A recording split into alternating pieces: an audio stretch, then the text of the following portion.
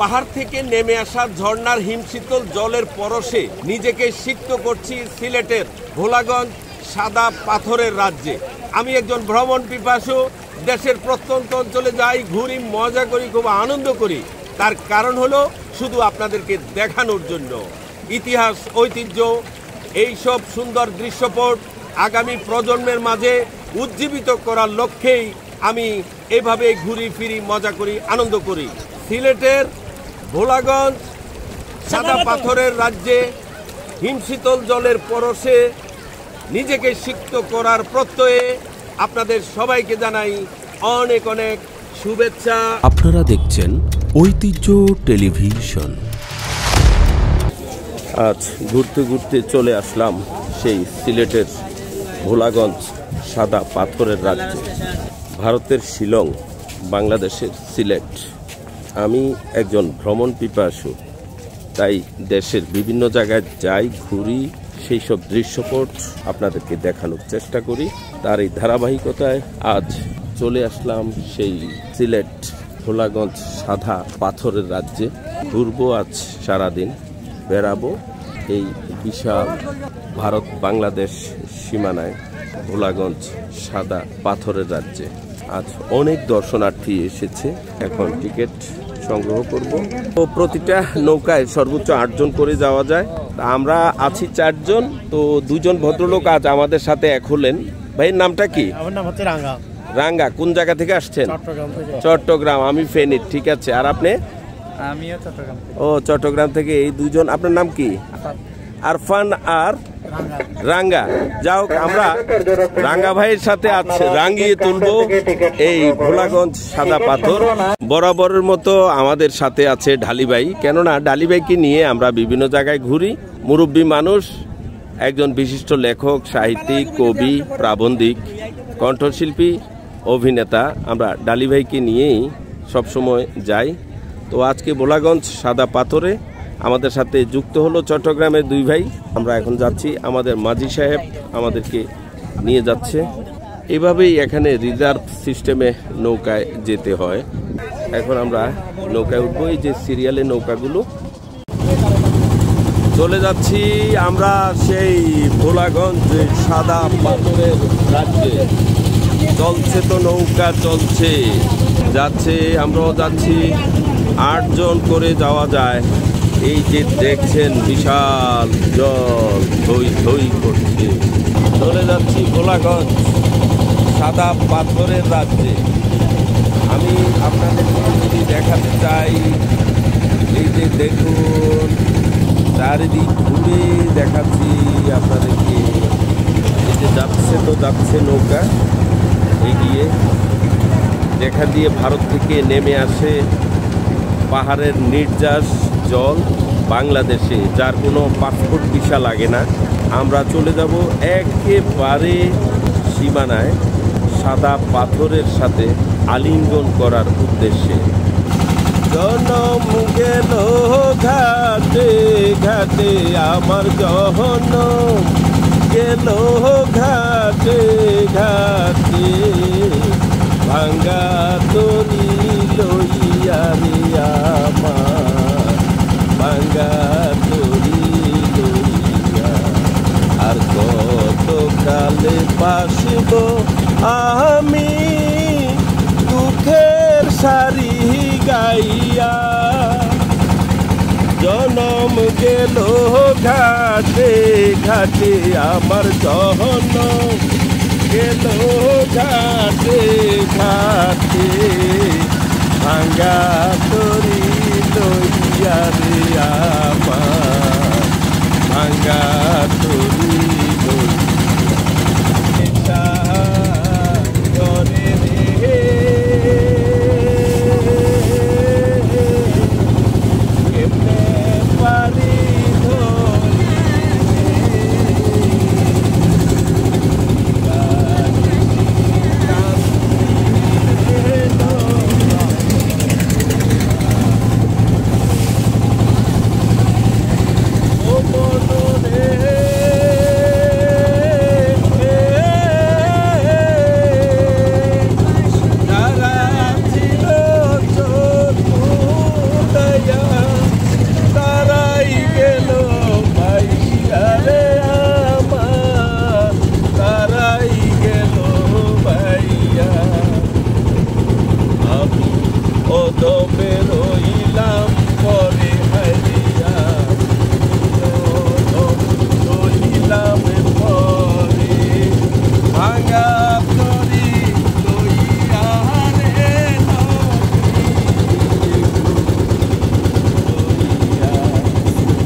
চলে আসলাম সেই ভোলাগঞ্জ শেষ জায়গায়।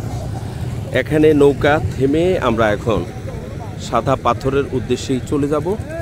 একবারে ভারতের সীমানা কুল ঘেঁষে অনেক কিছু বেচা কেনার যে ফসরা বসিয়েছে তারা, এখান থেকে আপনি প্রয়োজনীয় জিনিসপত্র নিতে পারেন। আবার যদি গোসল করেন এখান থেকে ট্রাউজার, হাফ প্যান্ট আছে, এগুলো নিতে পারবেন। দেশের বিভিন্ন জায়গা থেকে দর্শনার্থীরা আসে। আবার সুন্দর সুন্দর ঘোড়াও রেখেছে, যদি সময় থাকে ঘোড়াও চড়তে পারলেন। কি সুন্দর সাজিয়ে এনেছে তাদের ঘোড়া।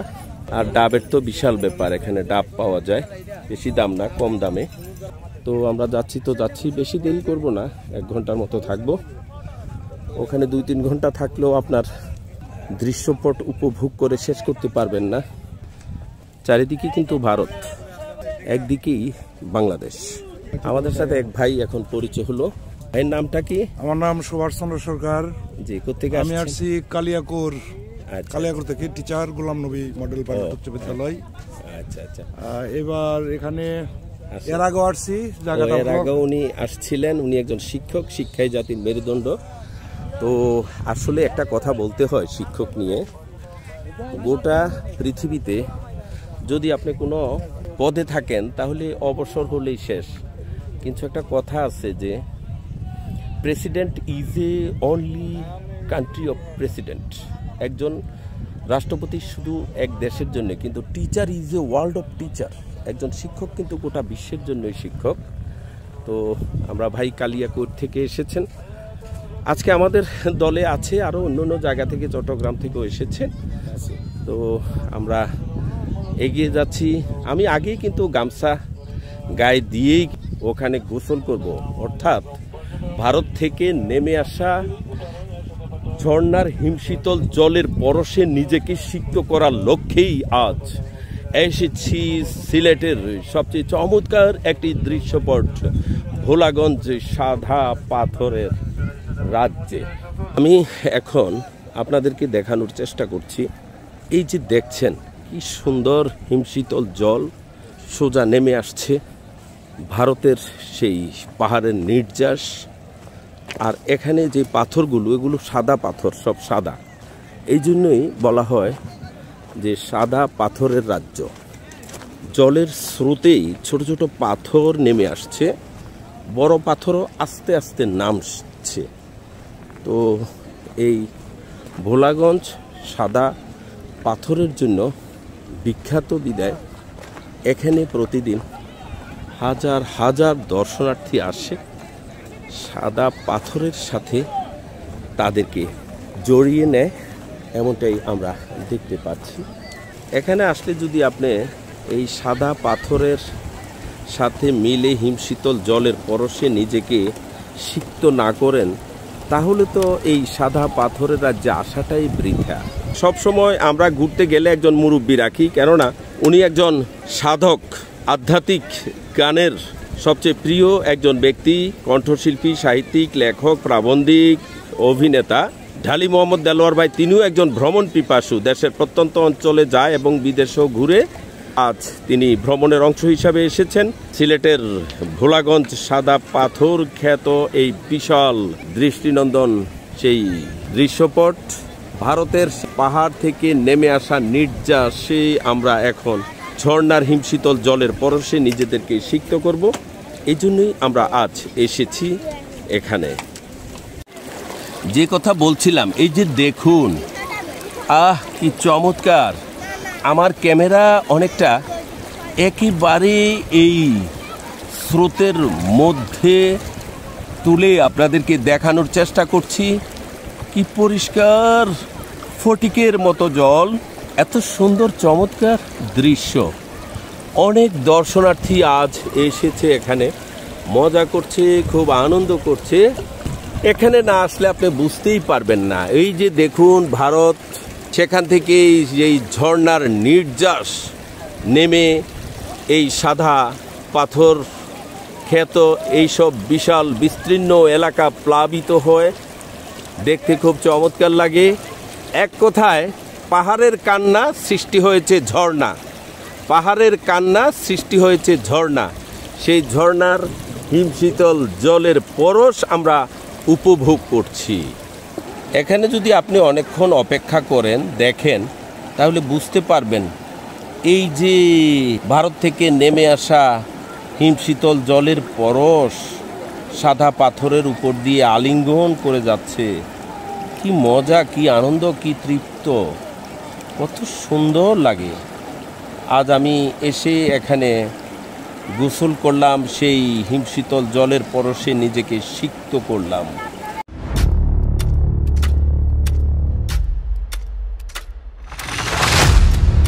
আপনারা দেখছেন ঐতিহ্য টেলিভিশন।